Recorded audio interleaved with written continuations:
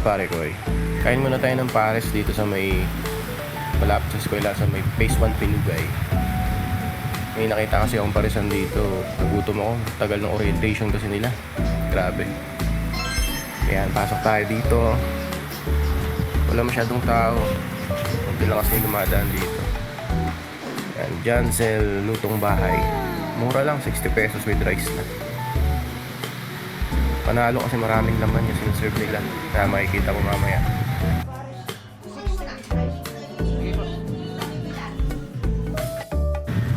Ayan, bali naka-order na tayo. Hintayin na lang natin yung serve ni Kuya. Siya na daw magdadala dito sa table.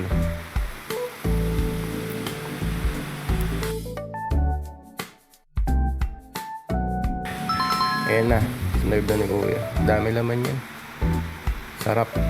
Titimplahan mo na lang talaga ng manghang. Kasi yung rice, marami rin. Pero mabibitin ka dyan kasi sobrang sarap ng sabaw. Mapapa second batch ka ng rice. Tapos yun, tubig na lang muna tayo. Yung soft drinks muna. Yan, timpla na natin. Minta. Ang panghang.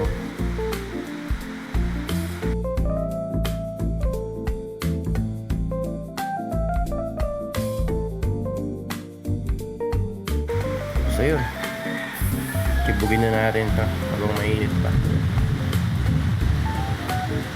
Sarap yan kasi daming laman. Sarap yung timpla ng sabaw nila. At lalo mainit pa. The best ngayon lalo pag tag-ulan na.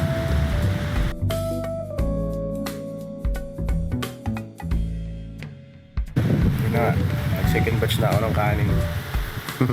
Nabitin eh. Sabi ko na nga ba, mabibitin ako. Malapit lang to sa may Pinugay Phase 1. Puntahan nyo na lang dito para matikman nyo. Ingat mga pare ko eh.